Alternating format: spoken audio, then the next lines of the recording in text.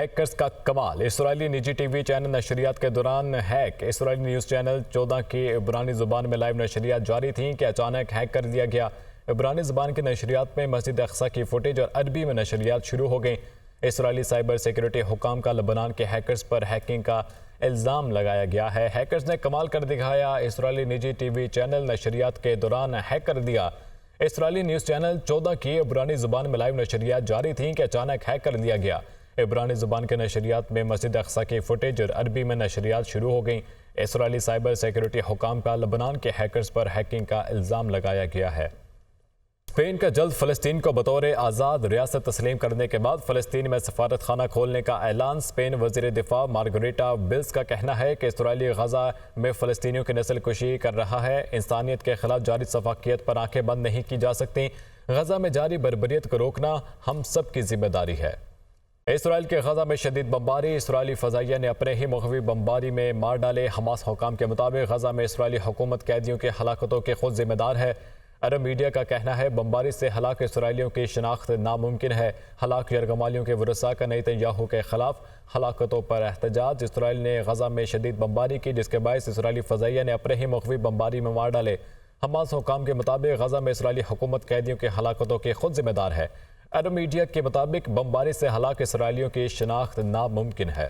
اسرائیلی وزیراعظم حماس سے مخفیوں کو رہا کرانے میں ناکام۔ اسرائیلی دارالحکومت تل ابیب میں نیتن یاہو اور حکومت کے خلاف عوامی احتجاج شدت اختیار کر گیا۔ مظاہرین نے سڑکیں بند کر دی۔ متعدد مقامات پر آتش زدگی کے واقعات۔ ہزاروں اسرائیلی سڑکوں پر نیتن یاہو کے خلاف نعرے بازی، نیتن یاہو کے دفتر کا گھیراؤ اور فوری جنگ بندی کا مطالبہ۔ غزہ میں ہلاک ہونے والے مخفیوں کا ذمہ دار نیتن یاہو ہے، مظاہرین کی جانب سے ایسا کہا جا رہا ہے۔ صوبائی حکومتوں کو FCFC میں ساتھ لے کر چل رہے ہیں۔ وزیر اعظم شہباز شریف کا کہنا تھا کہ UAE نے $10 ارب پاکستان میں سرمایہ کاری کے لیے مختص کر دیے ہیں۔ ان کا مزید کہنا تھا کہ ہم نے کشکول توڑ دیا، تجارتی اور معاشی تعاون کو اہمیت دے رہے ہیں۔ UAE اور سعودی عرب میں پاکستان میں سرمایہ کاری FCFC کے ذریعے ہوگی۔ مزید کیا کہا، ملاحظہ کیجیے۔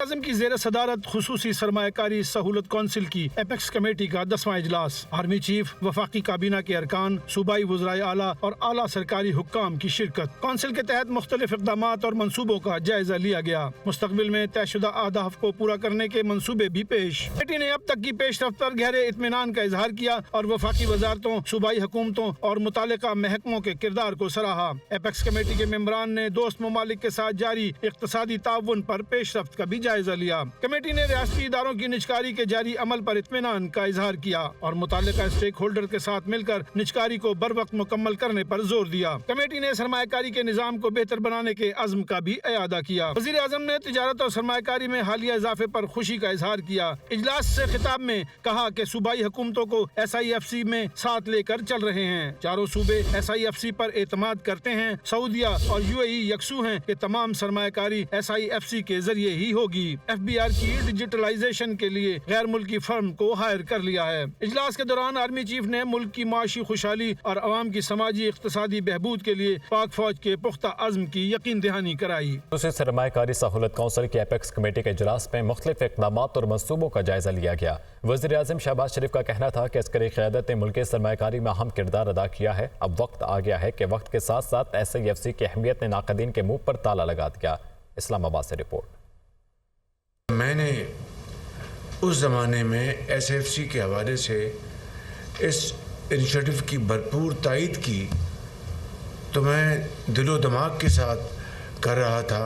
حقیقت یہ ہے کہ آج SIFC پاکستان کی ترقی اور خوشحالی میں ایک کلیدی کردار ادا کر رہا ہے اور میں بہت شکر گزار ہوں صوبائی قیادتوں کا۔ سبھی SIFC کے اوپر پورا اعتماد کرتے ہیں۔ کانٹوں کا راستے سے گزرنا ہوگا، اس کے علاوہ کوئی جادو ٹونا جو ہے وہ کام نہیں دے سکتا۔ FBR کی 100% ڈیجیٹائزیشن کے لیے ہم نے McKinsey کو ہم نے ہائر کر لیا ہے۔ جو سعودی عربیہ سے اور UAE سے جو اعلانات ہوئے ہیں پاکستان کی ترقی اور خوشحالی کے حوالوں سے، مکمل ان کا اس کے اوپر وہ یکسو ہیں کہ یہ ساری کی ساری انویسٹمنٹس SIFC کے ذریعے ہوں گی۔ وزیر اعلیٰ علی امین گنڈاپور کہتے ہیں خیبر پختونخوا کے عوام کو ریلیف دینے کے لیے ہر حد تک جاؤں گا۔ ایس آئی ایف سی میں فاٹا اور پاٹا پر ٹیکس لگانے کی مخالفت کی ہے۔ ایس آئی ایف سی میں اگر مجھے نہیں بلا رہے تھے تو مجھے کوئی فرق نہیں پڑتا۔ آرمی چیف سے 2 بار بات ہوئی، بجلی پر وفاقی وزیر سے ابھی ملاقات ہونی ہے، پھر فیصلہ کریں گے۔ پنجاب حکومت اپنے اختیارات سے تجاوز کر رہی ہے۔ بانی پی ٹی آئی مذاکرات کے لیے تیار ہیں لیکن مذاکرات کا ماحول نہیں۔ صوبے کا ہمارا شیئر ہے، اس کے اوپر ظاہری بات ہے کہ ہم کمپرومائز کبھی بھی نہیں کریں گے۔ میں اپنے صوبے کی عوام کو ریلیف دینے کے لیے ہر حد تک جاؤں گا۔ ہمارے واجبات ادا بھی نہیں کیے جا رہے اور ہمارے واجبات کو ہم کہتے ہیں ایڈجسٹ کر لو، ایڈجسٹ بھی نہیں کیا جاتا تو پھر میرے خیال میں زیادتی ہے۔ پھر ظاہری بات ہے ہم اپنے صوبائی لیول پہ وہ اقدامات کریں گے جو ہماری پاور میں ہے۔ ہم نے اپنا جو بجٹ دیا ہے اس کا کوئی سے تعلق نہیں ہے کہ جو کل سے میں سن رہا ہوں کہ جی ہم نے کوئی غلط کام کیا۔ یہ ہمارا آئینی حق تھا، آئینی حق کے مطابق ہماری تیاری مکمل تھی، ہم نے کر لی ہے اس کو۔ اگر یہ ایس آئی ایف سی میں ہمیں شامل نہیں کر رہے تھے اور ہمیں نہیں بلا رہے تھے تو مجھے فرق کوئی نہیں پڑنا تھا ایز اے صوبہ، کیونکہ میری ذات کی بات تو ہے نہیں، صوبے کی بات ہے۔